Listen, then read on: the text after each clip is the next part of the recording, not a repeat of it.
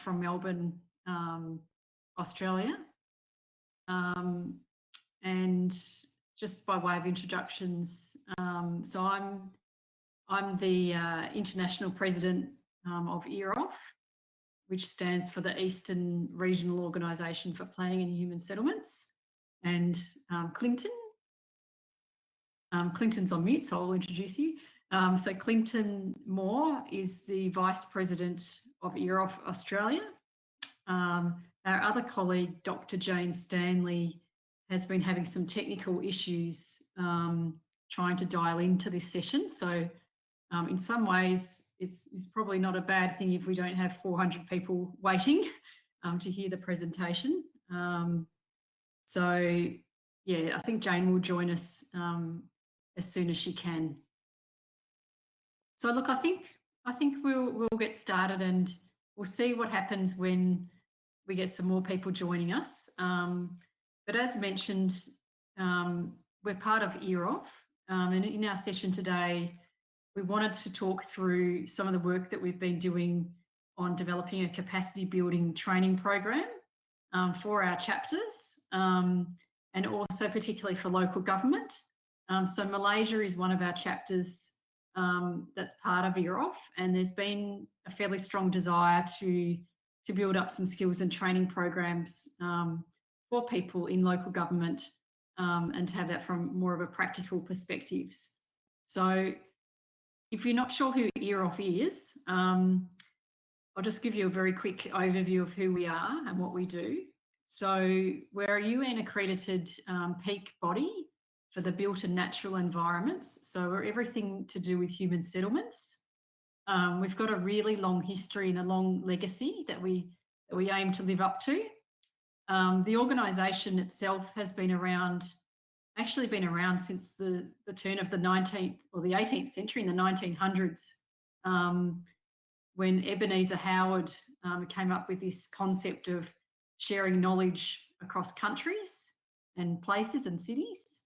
And we were indeed part of the International Federation for Housing and Planning.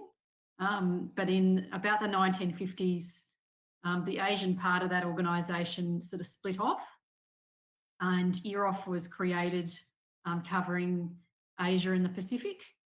The headquarters used to be in India, in Delhi, but they've since moved to Kuala Lumpur in Malaysia. So everything is very much centralised in Malaysia. And look, what our organisation is really about, other than saying it's human settlements, but it really is about a cross-sectoral approach. It's about bringing different types of professions all together under the one umbrella to exchange ideas and knowledge and to look at it through more of an integrated lens. So you often have peak bodies that might be just for planning or just for architects or engineers. This really brings all of those key areas together. And it also brings together people from different types of organisations. So you have people from government there, private, NGOs, which we are as it is. However, there are opportunities to look wider around the types of organisations that we bring in. So really the purpose of centralise this in terms of the SDGs and the New Urban Agenda. And what we're here to do is to talk about how, as an organisation, EAROPH is gearing up to lead some of the capacity building and training that requires more of an integrated approach. And so that we can find some more practical ways for taking this forward on the ground. We know that the time is almost up, like we're heading very closely to 2030, and all the talk and all the rhetoric should be over by now. Like, it's really action time. So this training is really about how to embrace action on the SDGs and New Urban Agenda, and how we can help sort of take that forward. So for today's session, we've broken it into 4 parts. I might just go back to the slide previously put up. So this is our plan, and we're still trying to get Jane into the session. So I think she's just doing a little bit of connecting in the background there. really, I'm going to, in a moment, just to elaborate a little bit more on what I'm just talking about. We've got 3 tasters in terms of some of this training capacity building that might be of interest to you, but really to give you a bit of a taste of what the training might involve and what are some of the key considerations. So really and also we've got Clinton here, so at various points along the way, Clinton's going to prompt us with some discussion questions. Really the purpose of today, and it's a great opportunity for us to come along to the Malaysian Urban Forum, is to really provide that opportunity for people to start shaping what this program is going to be about. We can't do this in a vacuum. We really do need the inputs from local government and other practitioners. We really want it to be learning that's going to be action-based and practical. So without further ado, I will just continue on a little bit with my introduction. So what's this all about? What's this capacity building framework all about? Well, look, it's pretty early days for us, I have to say, but as a UN supported organisation, as a peak body, it is about trying to build up that support for our chapters. So I mentioned that we have Malaysia. We also have chapters in Australia, Korea, Indonesia, Philippines, Japan, Pakistan, and the Pacific. And there's a lot that we can learn from each other. A lot of, we don't need to reinvent the wheel every time someone has an issue or, an urban issue that needs solutions. We can find a way to share that knowledge across our regions. And I guess with the SDGs and the New Urban Agenda, it's a really good, as I was mentioning earlier, it is a really good opportunity to take that integrated approach and to approach that with an open mind and to start looking at it from perspectives other than your own profession. So to really start to put yourselves in the other person's shoes, whether if you're a planner, what does that mean for an engineer in terms of what you might be doing?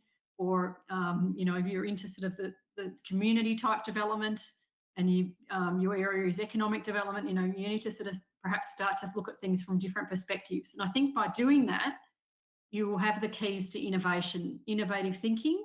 Having that open mindset will bubble up new ideas and ways to approach issues. So we've been trialling, maybe move to the next slide, please. We've been trialling a few different ways to connect with our members in our chapters. We might skip over that one. And I'm sure you'll all get a copy of our slides anyway. But look, we've been trialling a few different initiatives to really see how we can build that knowledge and exchange. So we, as part of our organisation, we've established a few subcommittees that are very technically based. So one on, say, housing affordability, climate change, sort of smart cities. And the one that this capacity training program is being born out of is our SDGs subcommittee to allow us to kind of tailor that to what might be needed in each of those various countries. We also regularly attend events such as the Malaysian Urban Forum, Asia Pacific Urban Forum, all the forums, the WUFs, all of them. We're always there looking for ways to connect with people and find out the latest in terms of what people need and to share some of our insights. We also occasionally do international study tours, and I think it's unfortunate that we're all a little bit constrained a little bit at the moment with the pandemic, but I'm sure we'll get back there eventually, and maybe we can even do this online in the future. But actually being there on the ground and visiting sort of key sites to understand what's going on is always really powerful. And also professional exchanges, so having people that can move to different, work in different countries or even within different cities is always very valuable.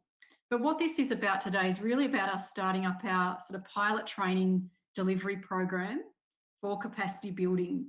So we've been in discussion with a few people so far, and we sort of have the legs of what we want to take forward.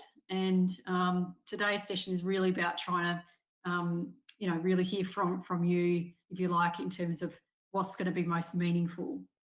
So I think that's probably, is there any other slides there? after this one. Yeah, so look, as I mentioned, I think I've kind of said it already so far. It really is about bringing forward the SDGs training program and looking for opportunities for that training. We know we can't do everything ourselves. We're a relatively small organisation, but big ambition. But we're willing and able to partner with other organisations as well to help with some of this training in a localised kind of setting. So working with, for example, Urbanice Malaysia to tailor a program specific for Malaysia. And others. And one of the key tasters we have today is on partnerships, and it's a perfect example of where a partnership might be necessary. So really the things that we are interested in today, to have in the back of your minds, perhaps as we go through some of these other taster examples, are things about, you know, what would be of interest for you in terms of a topic, in terms of the types of SDGs you might be struggling with to implement. Just, you know, what's the best kind of delivery platform for providing that training, and how would you like to see that customised? Whilst there are similar issues across all our countries, we know that it is often about the local, you know, how you connect with the local people and what's appropriate in your own settings. So I might hand to Clinton now, who's going to facilitate us and I think introduce Jane Stanley, Dr. Jane Stanley. So thank you. That's right. Thanks, Mia. And I think we have 2 participants online, so please don't be shy. I mean, captive audience here. I'll be interested to hear about you and your background and your insights as well.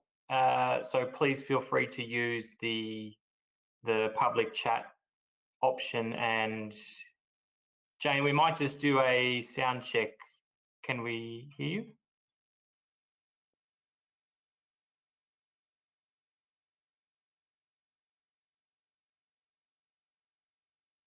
Jane, I think you have to unmute at the bottom. Have you done the screen?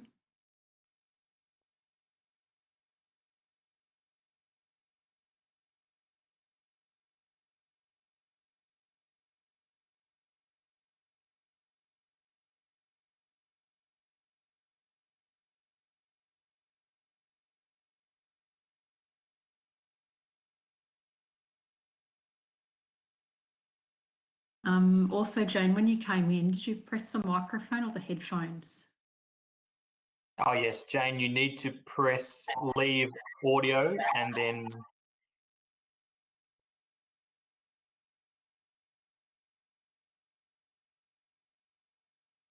there's a button under the slides.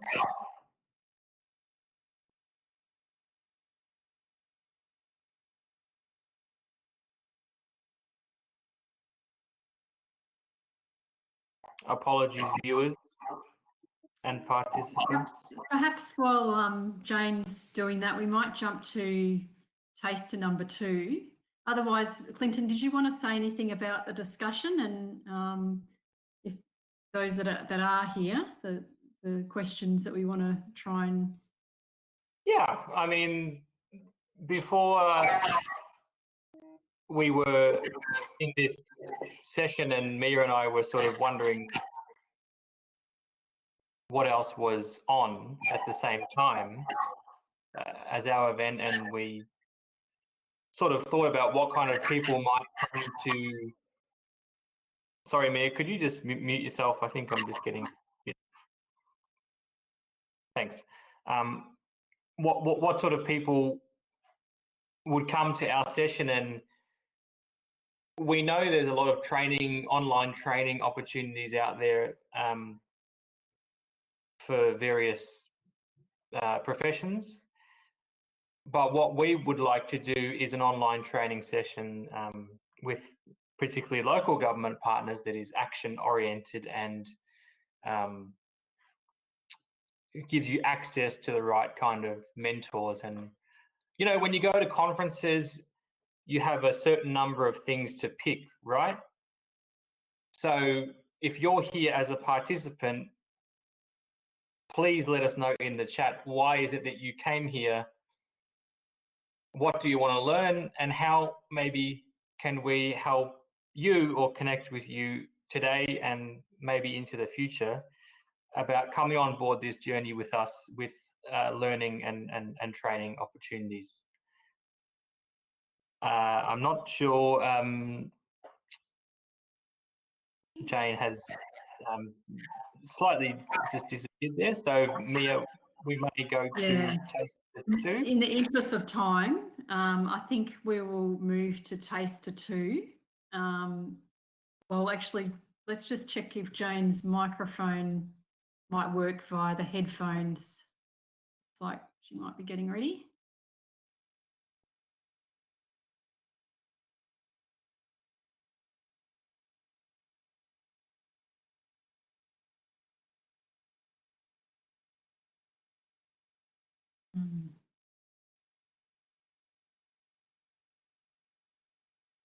All I might suggest, Jane, is perhaps, I know it's taken you forever to actually get in, perhaps going out and coming back in and making sure you click the microphone rather than the headphones. So I'm going to now have a chat about Taster 2. So we'll just move to those slides, if that's possible, Clinton, which is, we'll probably have to show you a bit of a snapshot of Taster 1 while we're doing that. I'll just say some introductory stuff, and by that stage we'll probably catch up to where we're up to on the slides. But really, we wanted to do a snapshot on SDG 17, which is around partnerships. And I think that this is a really important one because it really comes into everything that the SDGs are about. And, you know, the creation of successful partnerships is really the keys to most things in life. You know, even outside of, you know, with our professional hats on, wanting to deliver the SDGs, you know, even in the family environment, having good partnerships is important. So SDG 17 is really about global governance, and it's bringing together people from different sectors. Looks like Jane might be here, but I think I'll continue on with partnerships and then we'll go back to the other one. So if you could put yourself on mute, Jane, that would be great. Thanks. So partnerships, as I mentioned, is about global governance, bringing to people all walks of life together in the community, together with the private sector and the public sector. I think no longer can we think about things in terms of a government lens. Government has its role to play, but this is broader than that. If we're actually going to make a difference with action on the ground, we need to all come together as one. As a cliche as that might sound, yeah, we all do. If we're going to be serious about delivering on this sustainability agenda, we do really all need to come together. So when we speak about partnerships, it's a collaboration of some kind. It could be voluntary or otherwise, and it could be between individuals, an organisation, cities and countries. Jane, could I ask you to please put yourself on mute? She may not hear me. So look, from a professional perspective, it's about bringing together those different stakeholder groups and looking at those areas for growth and exchange. So moving to the next slide, which is around critical decisions. So we'll just go back one slide, thanks.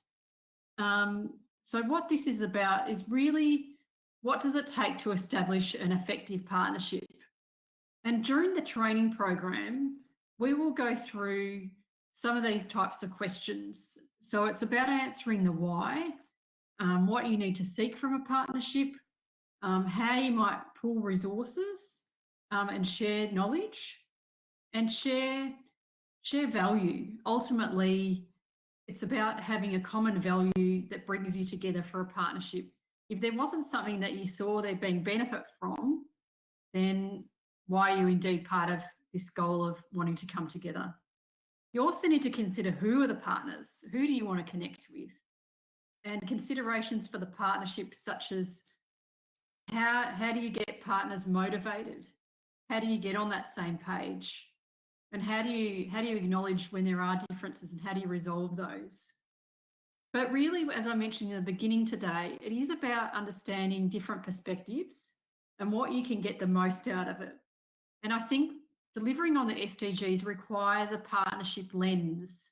In fact, everything that we are doing now in the built environment and natural environment requires a partnership lens, a lens that enables you to look at things from the alternative perspective. So the next slide, we'll move past that quite quickly. It's really just another way of documenting some of those critical questions and starting to tap in a bit at a deeper level, and to ways that you can find that innovation through testing some of those questions. And just as I mentioned, this slide for the next slide really is about finding that common value. Sure, you might have different agendas. You might go in with a different agenda. Whoever you're partnering with might have a different agenda. You just need to acknowledge that there are differences, but ultimately there must be a reason why you want to come together.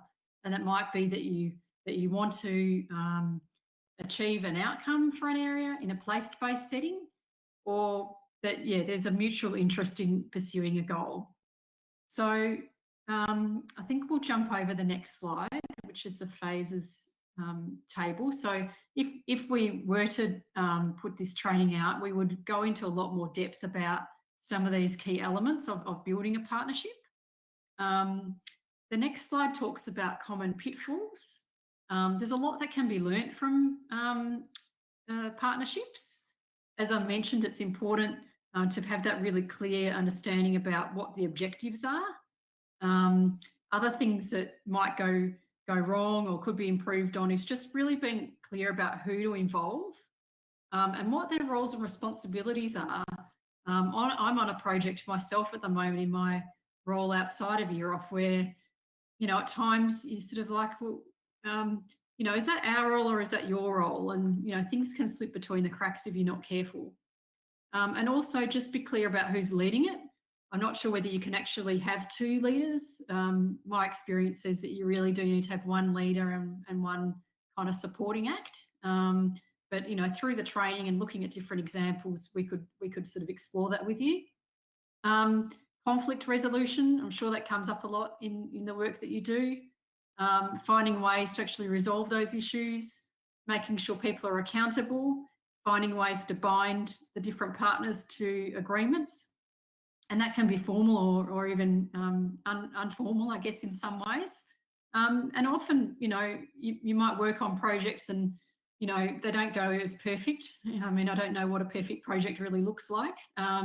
You know, often there will be lessons, but quite often you move on to the next project. You don't actually stop and say what worked with this, what worked well, and what could we do different next time. So I might just move very quickly to the next slide, which is just to follow on from all of that. It's just another explanation, delving down a little bit more. So we'll skip over that one because I would really like us to get to Jane's talk. And again, another tool that we could use. And then, but ultimately with the next slide around impact assessment. Sorry, back to the impact assessment. Yeah, great. So we might end on this one because ultimately you know, when we're speaking about partnerships, it's really over to you to decide whether a partnership is worth it. And, you know, with all things in life that you make decisions on, sometimes you need to do that cost benefit analysis and work out whether it's worth it. So I guess my question, just to wrap up on this part of our training today, or introduction to training today, is really to ask yourselves, is the SDGs a new urban agenda? and in their call for kind of global governance and a partnership approach, is it worth the trouble? So I guess that would be my question to you, and something that you might like to think about, you know, and I'm sure there might be varying responses to that, but have a think about that in terms of, you know, if partnership training would be of benefit with the work that you do. So thank you. And I'll now pass to Dr. Jade Stanley, or Clinton, did you want to take any questions from the floor?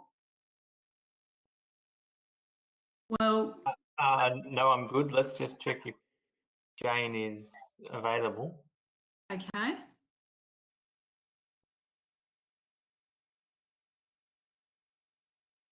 Hello, Jane.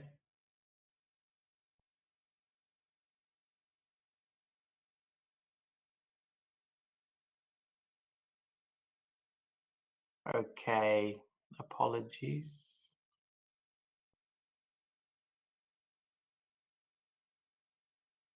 Can you hear me now? Yes. Ah, right. About 10 different permutations. Apologies, everyone. Shall I go back to taster one? Yeah, if you can, thank you. I'll just reverse. And please, if you're in as a participant, don't be shy. Please get into the public chat. I think we can all see what's written there. Please, this is as much for you to understand what you might need training and professional development opportunities as it is for us. So please don't be shy. Jane, please taster one. Okay, so I'm just outlining a very small part of this program. At the moment, it's been customized for the Pacific, and I'll be delivering this to the Marshall Islands in 3 half-day sessions with some assignments overnight. But it can be modified, obviously, for different environments and different client groups. So this is just a taster for what the Pacific customization looks like. And in terms of this one, we have piloted it in Kiribati, and it's emerged as a model for developing a blue and green economy, very much focused on ocean as well as the land in Pacific Islands. So there are 5 modules. There's an introductory one that just outlines the program and the learning that we are hoping you can get out of it. The second one, which is what I'm going to give this taster for, is understanding the local economy. I've chosen that because probably it's the most generic, and that, you know, these sorts of tools would be useful wherever you are. The next one is achieving a sustainable economy, where we talk about circular economy and closed loops and sustainable use of resources, linking to the SDGs. Then harnessing the informal economy. And then the last one is planning for local economic development. And we hope by the end of the program that the participants will actually have developed their own local economic development plan. So it's very much an action learning program. Next. So I've left out the various assignments so you can just get a taster for the contents.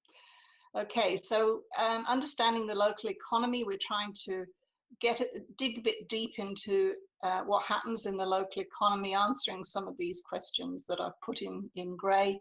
And the particularly topical one is, what's the function of money with modern monetary theory? So we'll deal with that first. Next slide. So for each module, we just try and outline what we expect to have happened. And certainly when we've piloted this, it really has resulted in people looking at their own local economy in a totally different way. Next slide. So in understanding local economy, a lot of people understand the term of free market, and market economics is based on some people producing things, goods and services, and some people buying those things, being the consumers, and an assumption that if consumers want something, producers will supply it. Obviously, in poor communities, that's not always the case. But local businesses in relatively disadvantaged communities do have a competitive edge if they can supply goods and services more cheaply than companies outside can. Next slide.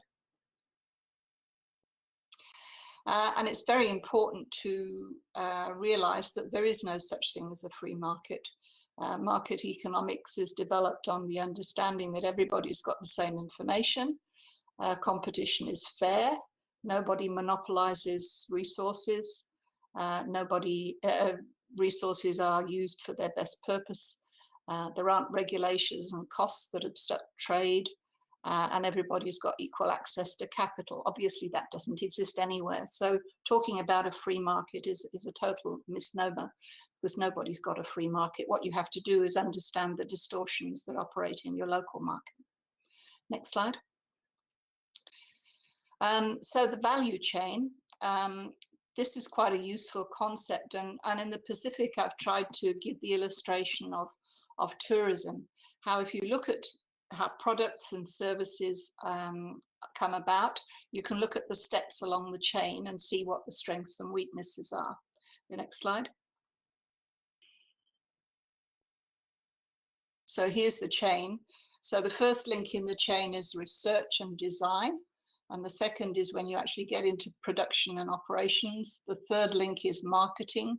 And the fourth link is distribution. If you understand how enterprises are constructed in terms of the value chain, then you can identify what are the strengths and weaknesses and how you can optimize that.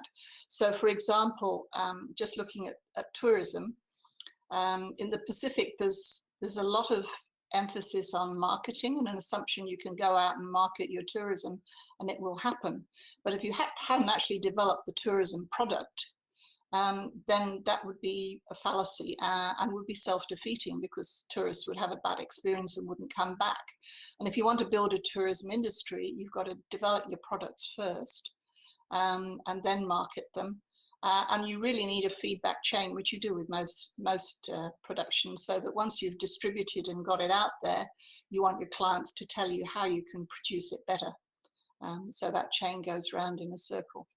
As another example, I've worked with Aboriginal communities in Australia in the Aboriginal art industry, which is a very high value industry for the major artists. And the weak link in the chain is in the distribution, where artists are sometimes having to transport their priceless paintings in the back of a ute, and the wire from the fencing gets stuck through the artwork, you know. So you've got to look at what the weaknesses are and try and get those better to get optimal products. And sometimes the value chains are much more complex. So this is a value system operating in the timber industry, which is common to a lot of islands and parts of Southeast Asia. The next one. Understanding the multiplier effect. Now, this all comes back to what is money really. Next slide. So money started out as a way of getting beyond bartering, so that instead of bartering goods for goods, you could sort of earn credits by providing goods and services that you could spend on other things. And to start with, it was shells, and in the Pacific, shell money still exists in some places. And there were long chains with the shell money that could be used pretty much as a bank. In North Africa, it was cowrie shells. Shells were quite common. But quite interestingly, the inflation of cowrie shells meant that a point was reached where it cost more to transload of cowrie shells than the cowrie shells were worth. So you had to switch to another sort of currency. But now that we've got printed money, there's a lot of questioning as to what is money really? Is it a thing in itself, or is it a means to an end? And modern monetary theory is changing things, because people are saying that if a country has the ability to print its own money, it could actually print as much as it liked, as long as you kept inflation in check. So the important thing isn't that money has a particular value, it's that money has a function. And in terms of looking at local economies, the function of money is productivity. Next slide. So the multiplier effect is about, if you have money coming into a local area, and you can make it go round and round, you actually can multiply the value of that money. So in the training, when I've been giving face-to-face training, I've typically handed out a $50 note or whatever the highest denomination note I can find is, and get people to pretend to be buying services off another industry or enterprise in their local community. So if you pass the $50 note on and get a haircut, and then that person passes it on to fill the car up with petrol, and that person passes it on to get their garden maintained, you see how many times it can go round and round. And each time it goes round, you've multiplied that unit of money by however many times it goes round. So a dollar can come into a community and can end up being worth $20 in terms of building local wealth. And there's a diagram there that gives another example of that. Okay. And this is another way of looking at the multiplier effect. And I have to credit the Rocky Mountain Institute in the United States for this. So they saw money more like water. And if you've got a local economy, it's like a bucket, and the tap is money that flows into that local community, but a lot of leaks make it go out again. So if you can plug the leaks, you lead to money filling up the wealth bucket, as it were. And I've got an example of that in the next slide. So this is a workshop that was run in Papua New Guinea in a particular village community. And it's quite easy to work these things out. I have run a similar exercise in the Philippines, where if you get a number of typical households and you ask them to work out what they spend money on in a typical week, and then you work out how many households would fit into that category, and you might have different sorts of households within the community, you can multiply it up. You can then ask about seasonal differences and get an idea of how much money is being spent on different things. So in this particular community, the money coming in was from sale of wild pigs, sale of fruit and vegetables, and royalties from sale of timber. And it was very surprising to people in the community that the biggest leakage was cigarettes and alcohol. And there's a lot of women who were quite cross about that and wanted to do something about it. But these things can be teased out, and in the Philippines we found a lot of money was going out on betel nut, so it was decided to plant a betel nut tree quick. Next one. So as well as multiplying money, there's also a jobs multiplier, so that for every job you create in a community, because the person who earns money then spends that money locally, that can have a spin-off in creating other jobs. So different sorts of industries have different jobs multipliers. And a case study that I've pointed to there is in Honiara, where the 800 market vendors, because they are spending, they're converting the primary produce from farmers into money, and then they're spending that in the local community.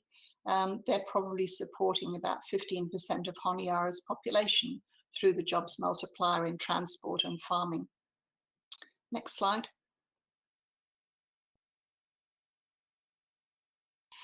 And the other aspect of the multiplier is how quickly the money goes round and round. So it's not just how many times it goes round and round, but how quickly it goes round and round. So that's called the velocity of money. And there may well be blockages in the economy which slow down the velocity of money. And the work that I've done in Papua New Guinea has been looking at this.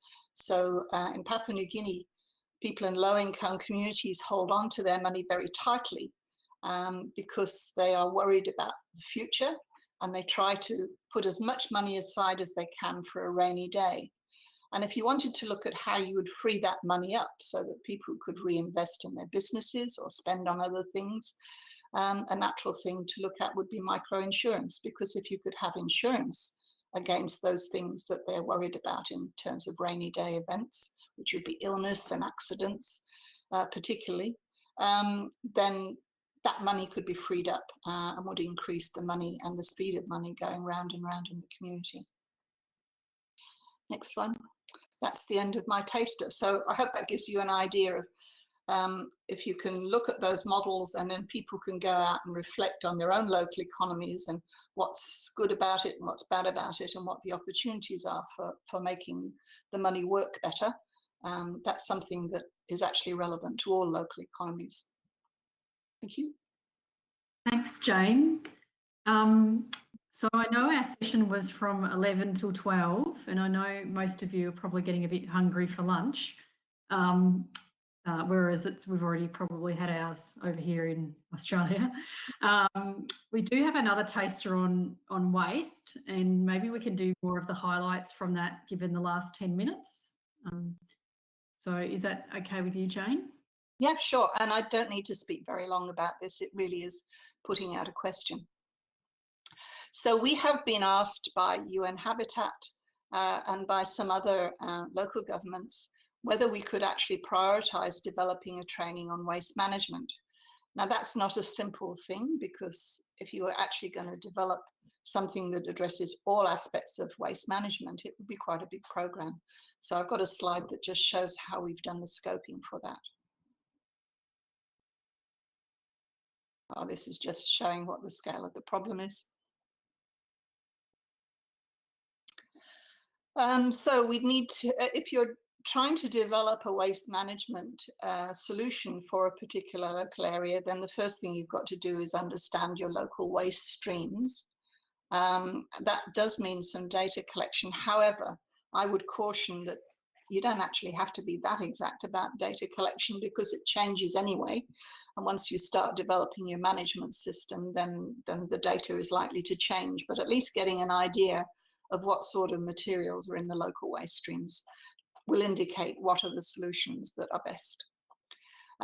So collection services go next, obviously, in terms of where those wastes are going. Are they being illegally dumped? Are they being collected daily and taken to a recycling place? How much is going to landfill? So what all those collection services are would be the next thing, looking at both domestic and commercial wastes. Then landfill operations are common to most large urban areas, and in smaller informal settlements, they're obviously created by default. There are best practices in terms of how landfills are managed. The Japanese Fukuoka method is well acknowledged as a very good system for landfill operations. It means aerating the landfill and also capturing the methane, which is obviously essential in terms of suppression of greenhouse gases. And there's certainly a lot that can be written about landfill operations in terms of making the best of them. Obviously, if you can start, oh, it's gone. Obviously, if you can start separating the wastes, then you can start diverting from landfill. And even manual systems can be quite successful in terms of getting good quality resources that can then be made into other things. In Australia, we've got a variety of semi-manual and fully automated systems. Some are very expensive, but some are quite simple. And you can create hubs for recycling and allowing consumers to rebuy. There are some useful models, and I know Malaysia is interested in this, in terms of mixing sewage with some wastes, particularly organic wastes. If you do that, you've got a resource that you can produce energy from, as well as agricultural inputs. Some people are looking at black fly cultivation, I believe, in Malaysia. And that produces maggots, dare I say it, which can be processed as an animal feed or as biodiesel. Very, very productive. I was quite dismissive of that to start with. I've since learned lots about it. And South Africa has the best knowledge about that. We have an Australian enterprise just starting up at the moment. Algae is another way of creating maximum value from a mixed organic liquid sludge that can be used for energy or for animal feedstock. Food wastes is an obvious addition to that waste stream. Liquid waste streams that contain either if they're fibrous or if they've got sugars, that can be produced in as ethanol, as energy, with some byproducts from that. Timber waste can be put through pyrolysis, which produces biochar and wood vinegar. They are biocarbons, which sequester carbon in the soil and can increase agricultural productivity. Construction and demolition wastes have their own pathways. And basically anything can be converted to energy at a cost, or pretty much, but you've got to look at any residuals and how you process those. Plastics are more difficult. So large-scale plastics in Australia, for example, probably could only support 2 or 3 factories because you need big volumes to make that very efficient. But there are ways of collecting them and redirecting them to places that can recycle the plastics. So that's what a waste management training module would need to cover. And we do know that some local governments are very interested in that. We've been encouraged to try and identify local governments who might work with us on the training package. There's a couple of local governments in Australia that I'm working with at the moment that might be suitable. And I have done work with Lautoka in Fiji, and they're regarded as the best practice in the Pacific. So officers from Lautoka often go out to other Pacific islands to train them on waste management. But we would very much like a case study from Southeast Asia, maybe Malaysia, that we can work with on that.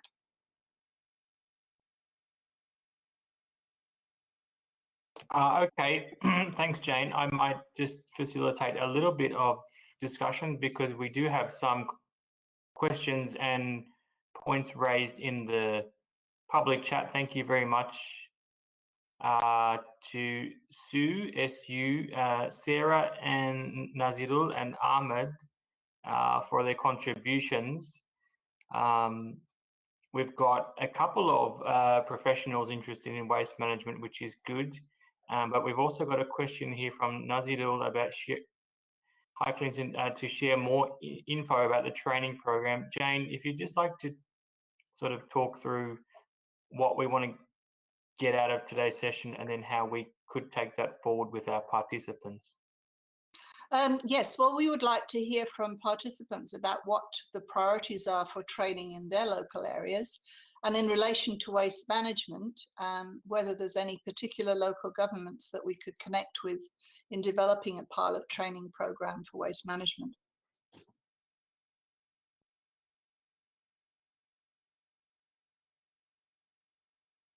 Perhaps we can provide some contact details for EAROPH Australia in the first instance. Yes. Email us. That's best. I will. I'll do that email address will go to Jane.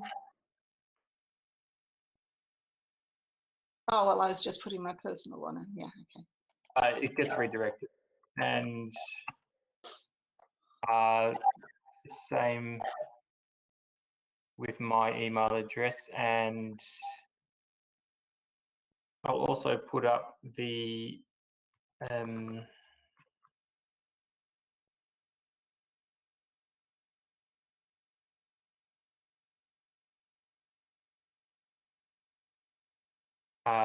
Twitter account if you use social media on Twitter.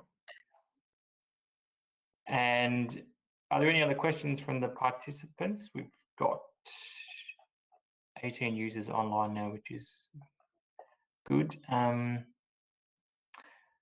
So I guess the purpose of today was to seek expressions of interest based upon these thematic areas of waste management and partnership development, so that we could potentially work with you and local governments across Australia, Asia, and the Pacific on potentially building training modules for cross-regional knowledge transfer, mentoring, and partnership development. Mia and Jane, do you have anything else to add? Well, thanks, Clinton, and thank you for everybody attending in person. And for those that aren't present today, I hope you enjoy the video recording if that becomes available. Yeah, as Clinton and Jane and I have mentioned this morning, we've really wanted to just give you a bit of a taster of the type of training that we're creating at the moment. We do want to localise it, and we do really want to hear from you as practitioners as to what you need. We know there's a lot of courses out there in the market, some which could be deemed more theoretical. As we mentioned, we really do want some practical ways to help fellow professionals and to do that in a way that doesn't waste people's time. So you have our contact details there. I wish to thank everybody who has attended. I wish to thank Dr. Jane Stanley, President of EAROPH, and also Clinton Moore, Vice President, and to wish you all the very best with the Malaysian Urban Forum. And I think that's probably where we will leave it today. But thanks so much for joining us. Yes, and I just wanted to say that all three of us, we were in Penang last year for the Asia Pacific Urban Forum, and we had a great time. And sad that we can't be out and traveling and potentially going back to Malaysia, but hopefully one day again soon. Thanks and good best wishes to you all. Thank you.